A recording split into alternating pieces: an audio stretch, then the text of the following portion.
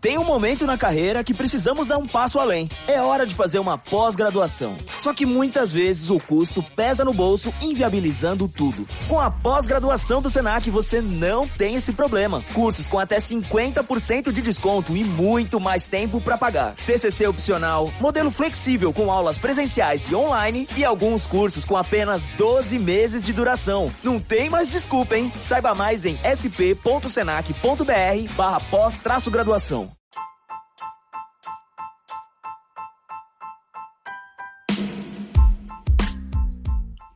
All right. Welcome back to the Misfit Nation. Thank you to all of you who took the time and voted for us and allowing us to accept the Best Society and Culture Podcast Award through the Veteran Podcast Award presented by Broken Jarhead. It will be displayed with pride in our studio. Thank you.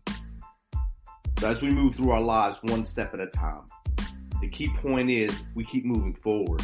Maintain positive momentum, and do not let noise keep you down.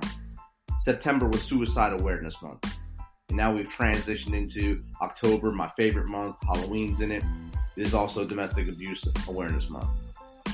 With that as a focus of the month, I will have a few episodes here about battling through and surviving abusive situations and relationships, advocacy, and others about safety in the house and workplace. Our first in the series will be with Sabrina Osso of Osso Safe. At Osso Safe, they provide consulting services for properties, schools, and workplaces in the following areas of promoting safety and home violence prevention, including risk management, maintaining property reputation training, analysis and diagnosis, better parenting skills, training and coaching, coping skills, client education, and implementation of response mechanisms. So without further ado, let's get Miss Sabrina Osso on here.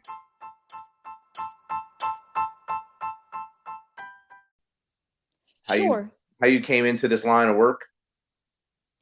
Yes, I've had quite a number of years of therapy. I've been in and out of therapy for quite some time to be comfortable to say that I am a survivor of violence. My father beat my mother on a regular basis.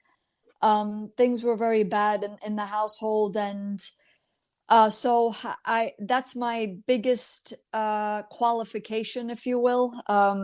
When you grow up like that, it definitely, you remember it, and you spend the rest of your life healing from it and healing others, really doing your best to heal yourself and healing others.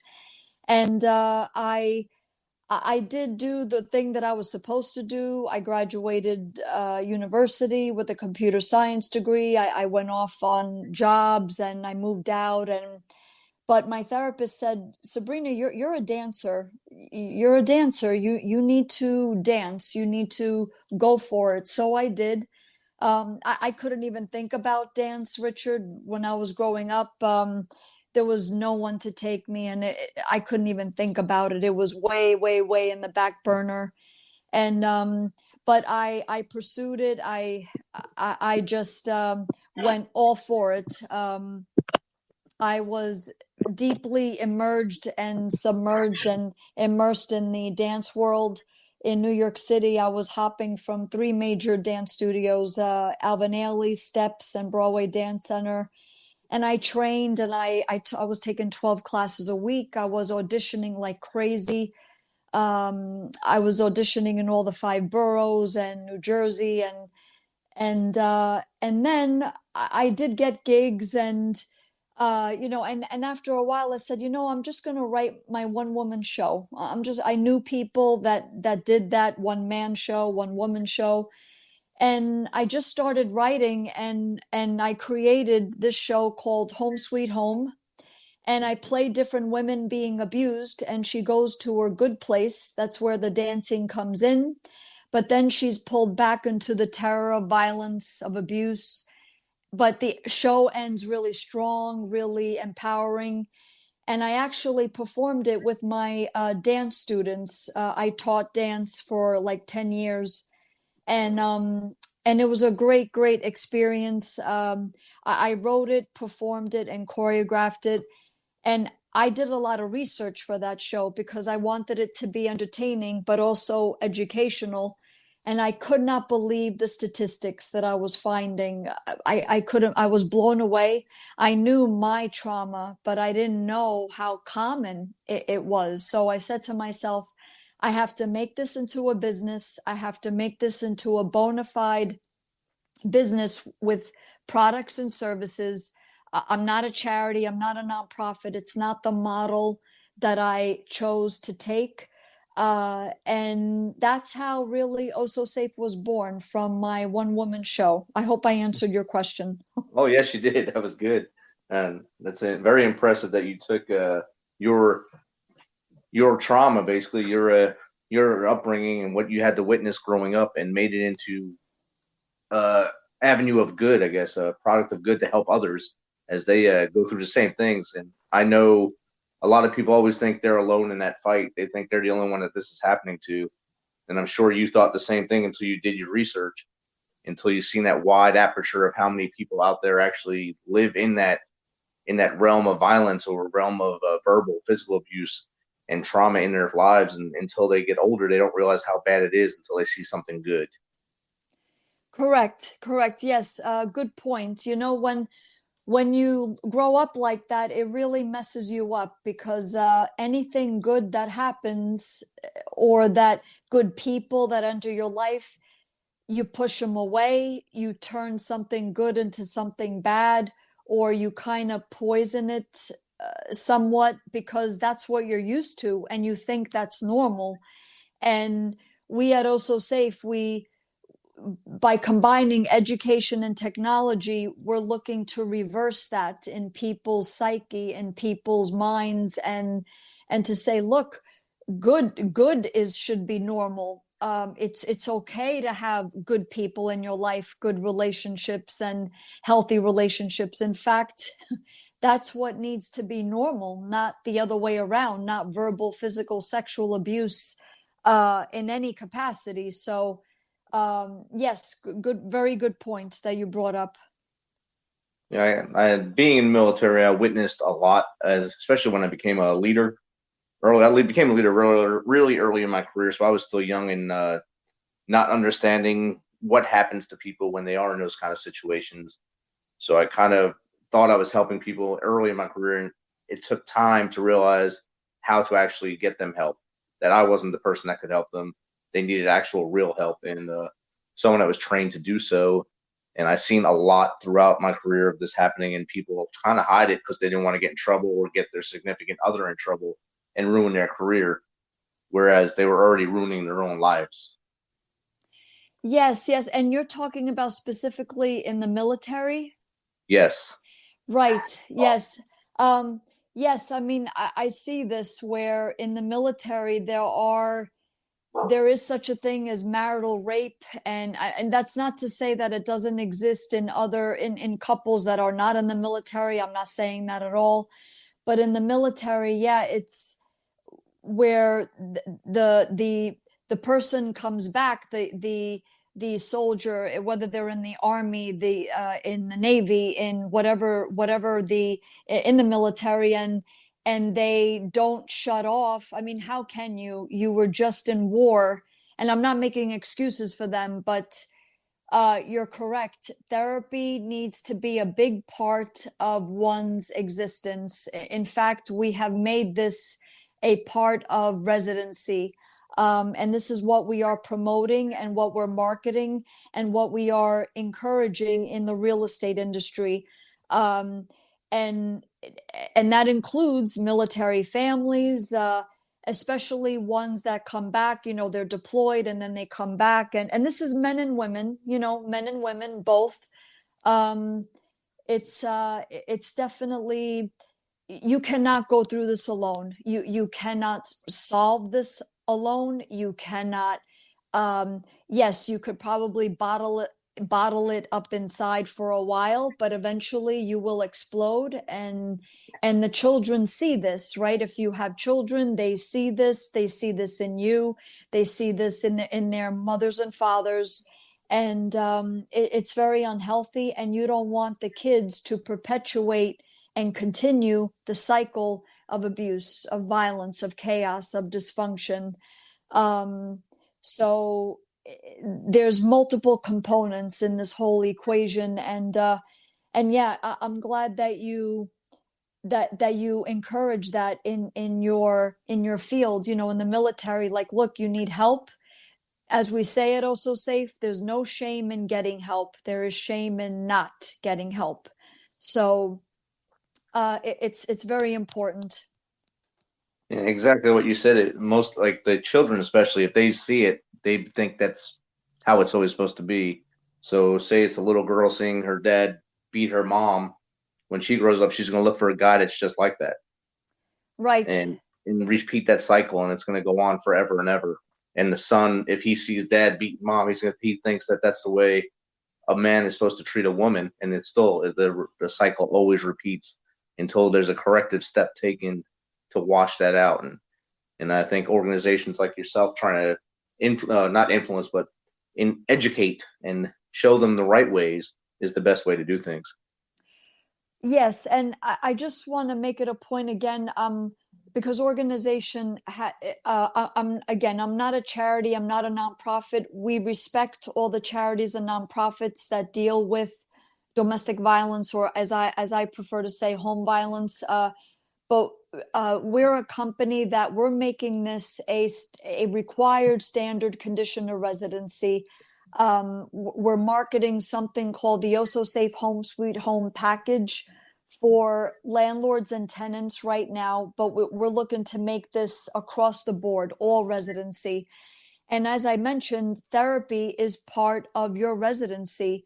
You are required in an Osso Safe certified property, which means that the landlord or landlords purchase the Home Sweet Home package.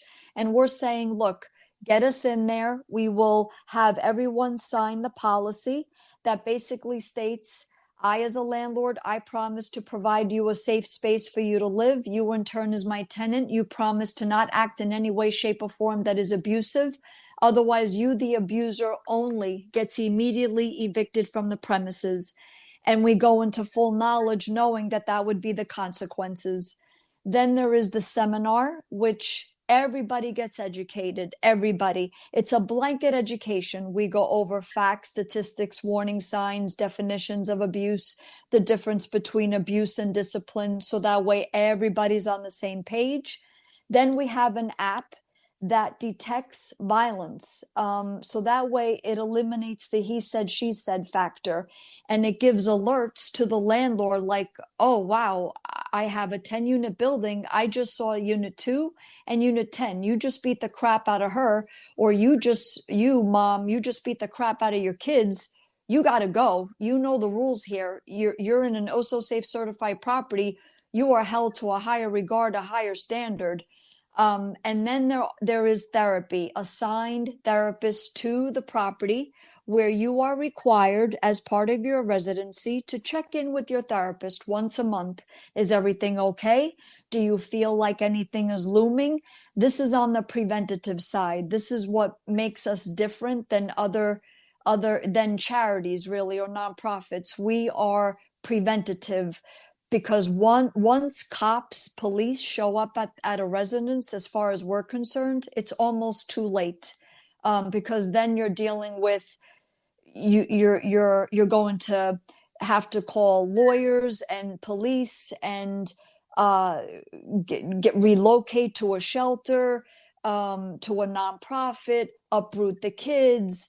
Hire expensive lawyers, mediators, go before judges. And I could tell you, Richard, the law is not on the abused child's side at all, at least not where I am.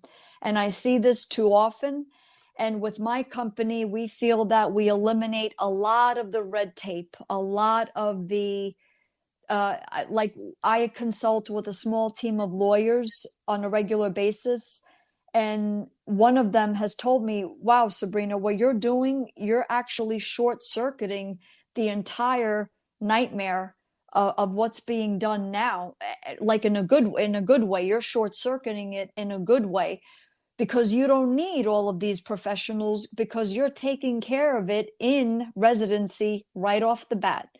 So I'm sorry, I think I went off on a tangent, but I just wanted to say that. I think that was good right there. So how do you select the homes that you have, being a real estate agent, I guess? Do you go into find better neighborhoods for the people to move into to start this better way of living so they can see in residency how it is a better life? Well, it's not a question of better neighborhoods. Well, first of all, as a real estate agent, we're always in ethics classes, and there's really no such thing as a better neighborhood. It's more of along the lines of better residency for all. And so that way everybody's treated the same. You know, it doesn't matter it doesn't matter where they come from, what religion, what nationality, color of their skin, sexual orientation, whatever it is. So I have been marketing my services whenever I have open houses, whenever I have listings to potential buyers and sellers, property owners, property managers, tenants, anybody that I cross paths with, to let them know, look, I am a real estate agent, but as part of me being an agent, I'm also the founder and CEO of Osso Safe. And we are looking to make better, safer residency, which means better business. So I give out brochures, I explain kind of like what I just explained to you, what we're about, what we're doing. And we have been getting positive feedback. This is fairly new, so I've been trying to get the word out there, doing as many podcasts and interviews as possible, because this is a new way of residency, of living, really. So you could be living in New York, you could be living in in um, in middle class, upper middle class, lower middle class. Uh, it doesn't matter where you live, whether it's a townhouse, a co-op, a condo, a single family home, a multifamily dwelling, a two-family home, a villa, a mansion, a mobile home. It doesn't matter. So we're just looking to market this across the board. We're just starting with landlords and tenants right now. And with the way we see it, you put that key in the lock of your place of residence, you should feel like it's home and not hell. You should feel like it's your sanctuary and not a war zone. And you being that you were in the military, Richard, I'm sure you understand what I just said 1,000%. Yes, very much so. And I understand what you said earlier about coming home and shutting off and not being able to turn off. I understood that completely as well. My first, well, actually, my second time coming back from war, it was a little rougher at that time, and trying to reintegrate to family life was a lot rougher. Even getting proper sleep, and while asleep, I was actually beating my wife while I was asleep. So it was a hard turmoil at that point, but we fought through it, and I finally was able to get help later to, I guess, work with my product to get through it, and we're a much better place now. It's just you are definitely correct. It's very hard for the soldier, no matter which one it is who deployed, to turn off after being on for 24 hours a day the whole time they're gone. Right, right. And may I ask, when you say beat her, you would assault her. Am I correct when you Yeah, just said that? I was punching her when I was asleep. Yeah. Okay, okay. Like kind of like in the nightmare of, you were probably thinking that you were Still there. Yeah. right, right, exactly. Yes, I applaud you for getting help, and that you're male, and there are and I'm not saying, I'm also proud of the fact that Also Safe, that we do not target men as being the violent ones all the time. There are women that are violent, that are abusive by far. So it's whoever is being violent, abusive. It's not always the guy. I applaud you for getting help, and that you're in a better place, and that you corrected, and I'm sure it's a work in progress, like all of us. So I like hearing those those facts, those stories, because therapy works, and if the person is willing to get help, it'll work. It'll work. It will happen. It takes work, though. It takes consistency, and it's like we say, it's a practice every single day. And yeah, so thank you for disclosing that. I appreciate that on my end. No problem. In the whole process, I believe you have to have faith. And when you go into it, you can't go in negative into a therapy session. Yes, I understand that not every therapist is the same, so you're not going to mesh with every therapist. So you might just want to, if you go in, you don't feel comfortable, find another one. Don't just quit because you didn't like that first one. Try to find that one that actually helps you and move forward. And you need it. That's why you went in the first place. So just keep moving forward until you find that right place. And that's what happened to me. It took more than one visit to find the right person to help me. And finally it did. And I'm happy for it. Excellent point, Richard. Yes, it's exactly what we say. I've been saying that for quite some time. Don't give up. Yes, not all therapists are created equal. You may have to try on a few for size. Let that be okay. I know for me, I did not get therapy until I disclosed everything that was happening in my house to a friend in college, at university. And because I was silent up until I was 19 years old, I didn't say a word. It was an understood rule in the household that you don't say anything, everything is fine. It's a put up and shut up situation. That's the law. It's like it's an understood law in abusive, violent, chaotic, dysfunctional households. So I was silent until 19. And then when I started to say everything that was happening, my friend cried along with me and she said, Sabrina, you need to go get help. And I said to her, yeah, but I'm not the one who's being violent. And she said, I know, but if you go get help, it'll help your parents. And that really stuck with me. And I mustered up the courage to go to psychological services at my college, at my university. And I was scared. I was, all the noise that you go through in your head, like, this is stupid. What the hell am I doing this for? What if somebody sees me? I'm not the one who's the problem. And I couldn't use money as an excuse because it was free. It was part of the tuition. So I couldn't say, oh, I can't afford it. So one day my friend did not give up on me. She just kept checking up on me. Did you go? I hope you go. Did you go? She didn't say to me, you better go. She wasn't like, like pushing me, but she was very nudging me very kindly, if you will. And eventually I did go and I saw Dr. O'Connell, and she led me to the therapist that I still see on and off to this day. And it's been quite a number of years later. I wouldn't be here if it wasn't for therapy. So I'm glad you brought that up, because it is scary. It is scary to all of your listeners out there. Everybody's scared. Just make the appointment anyway. And a good test, a test of a good therapist, the right one for you, I say to people, if you leave your first couple of sessions feeling a little less heavy, bingo, that's your therapist.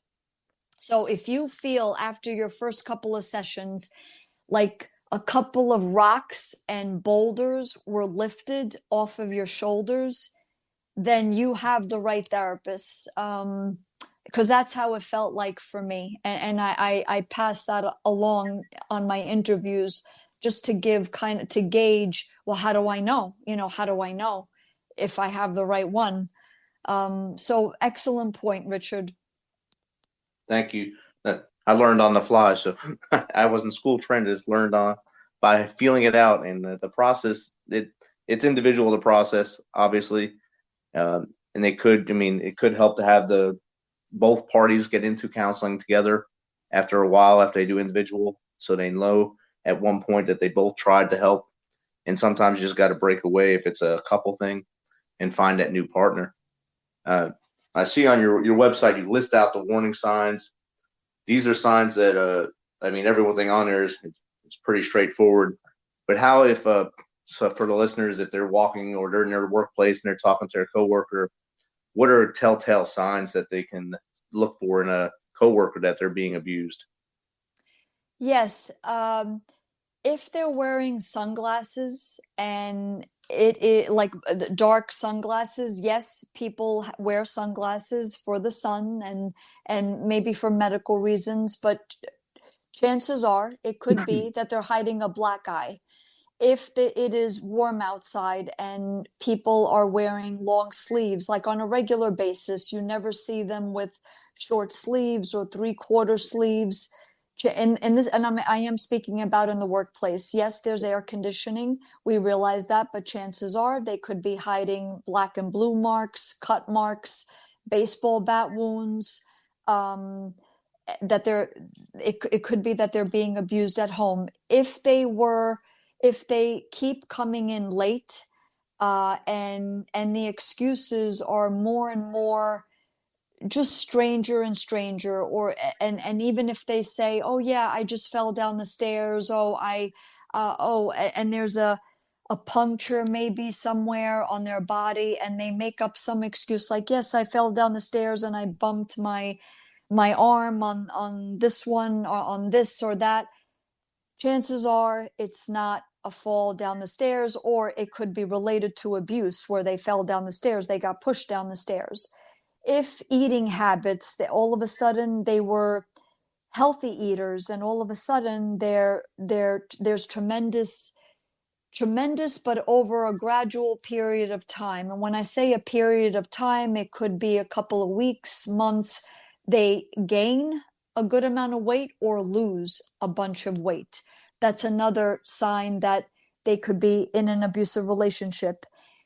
If you ask them anything about home life and they right away get defensive, or they change the subject, or they avoid the question a little bit, or that could be signs that, wow, home life is not good. It's not good. There's a lot of tension there. There's conflict, and it's there's some level of abuse going on. And I want to say to people in the workplace, we are the company that makes the connection between home violence and workplace, and home violence and schools and universities. If we make home safe, then everything else will fall into place. We have to make that connection. If we want our workplaces to be safe, our homes must be safe first. So this is where we give seminars for employees, upper managers, and supervisors, how to educate their staff on what is going on at home, and that this is a blanket education for everyone. This is not, we don't single out anyone, and that to not have shame, that it's not their fault, that they're not alone, to document the abuse. So those were some of the most prominent warning signs. Also, the perpetrator could show up at the workplace. Like if you see that your coworker is distracted, they're always having to look on their cell phone, chances are they're being bombarded with text messages from their husband, wife, boyfriend, girlfriend, ex, whoever it may be, and they're making harassing, repetitive, I mean, that's what harassment is, repetitively harassing their spouse or their significant other. When are you coming home? I'm going to beat you. Wait till you get home, you're going to get it. And then the person seems distracted. So all of these things, especially put together, it points to there's trouble. So you want to listen. The best thing that you can do is listen. Do not tell the person to leave. We go over 50 reasons why victims don't leave abusive partners. people will say, just leave, just leave. It's not easy at all, especially when there's children involved. And we go over these 50 reasons. It is better to say, because we at Osso Safe, we're looking to flip the script. If you are in a contractual real estate binding contract, we're saying, no, why should you leave? You, the victim, it's the abuser that has to leave, not the victim. So we're looking to flip all of that with what we're doing with the real estate industry. So all of these components put together will help a victim if you suspect anything. You could offer, look, if you need to set up a code word where that way I know that you need help. I could call the police for you. Just text me. You could pretend that it's for work, maybe like Barracuda or something that is work related. If you could get away with Barracuda, use Barracuda. But if it's, let's say you're in engineering and there's some term in engineering that only you and a coworker will understand, and it's the code word, like, oh wow, I better call 911. These are all ways that you could help your coworker on multiple levels. I hope I answered the question, Richard. Yes, you did, Sabrina. That's very good. That's perfect. So if when a person realizes that they are in that bad situation, what do you think the top 3 things they need to do to start their way out of it? You're talking about the victim themselves, or himself or herself. Yes. The first thing is to know that it's not their fault, that they're not alone, and that things will get better. I like to say that because as a victim, you're very depressed, you're very scared. So any amount of positivity will go a long way. So that's the first thing, that you're not alone, it's not your fault, and that things will get better. The second thing is that, as I mentioned, and it's worth mentioning again, I don't want to sound, I mean, we're looking to flip the script, as I mentioned, to get us hired into their place of residence immediately, because we are looking to make the abuser is the one that has to leave, and we have systems in place to keep the rest of the victim family safe and to kind of de-victimize them, especially the children. So to just keep that in mind. The other point I want to make is that therapy right away in any capacity will help. Whether it be, you could go, and it doesn't matter if you're religious or not religious. Chances are, if you live nearby a church, a synagogue, a mosque, any religious any religious place, they offer free therapy, actually. There is also a lot of online help, BetterHelp, and it's all confidential. BetterHelp, Talkspace, Headspace. Therapy in any capacity will help you become aware, and you will see things much differently than how you saw them before. So that would be, I think I'm on the second or third point. You asked for 3 points. Pornography is a big driver of violence. And I like to say this on all of my interviews: refrain from giving pornography to all of our children, especially our boys, but it also goes for girls. Pornography is 88.2% physical aggression towards women. And when we give pornographic material to our sons, anybody male in our families, we're actually teaching them to be hostile towards girls and eventually women when they grow up. So I like to say, it's not about sexual freedom. Pornography is the opposite of sexual freedom. It's the opposite of erotica. Erotica is sexual freedom, whereas pornography is not. So so I want to say document the abuse as soon as it happens, because that way you have some sort of a record. And to get a restraining order on that person, we realize that it can and will escalate violence, because violence always escalates. But now there's a track record, and it's on public record that this person attacked you. So we strongly encourage to make restraining orders, and that way anybody looking that person up, wow, this is a pattern, a restraining order was placed. But get us into your buildings, get us into your schools, get us into your workplaces. We are changing the face of residency, and we strongly believe that everyone will be better off for it. I hope I answered the question, Richard. Yes, you did, Sabrina. As we're getting close to the end of my time slot here, what advice would you give my listeners to move forward in recognizing and helping others as they see this happening? I would say abuse should not be a part of anyone's life. I want to encourage all of us that this has to become a required standard condition of residency.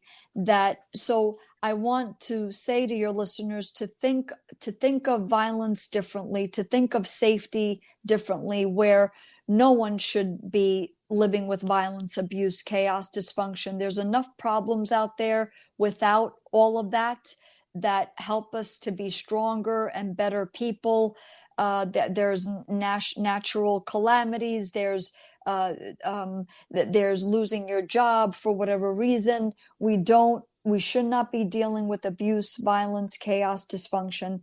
Just because you are a parent, it doesn't give you the right to abuse your children. Whoever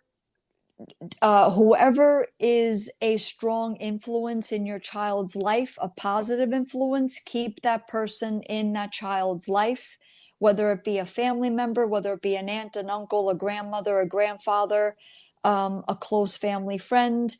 We have to have respect in our households. If you are safe in your environment, in your household environment, keep up the good work. We need you, because you are the example for the rest of us. And say to everyone that you come across, if you're at a PTA meeting, if you are in your workplace, like, wow, this is what we do in my household. We don't abuse our kids. Whenever our kids get out of line, we explain things to them, and we say, look, this is not how we do things. We don't throw things. We don't hit each other. Because in abusive families, they'll say, oh yeah, I'm disciplining my kids. A big difference between abuse and discipline is that discipline instills education and abuse instills fear. So that is a big difference. So I would say all of those points combined will be helping each other. Awesome. Thank you. And what's the best way for people to look you up? Our website is ossosafe.com. My direct email is sabrina@ossosafe.com. I'm on all the major social media web platforms: Facebook, LinkedIn, Twitter, Instagram, and my TEDx talk is broadcast. So that would be the best way. Awesome. Thanks again for taking the time to come on, Sabrina, and I hope you keep pushing forward with this vision and this company and helping lots and lots more people. Thank you, Richard. Thank you for the opportunity.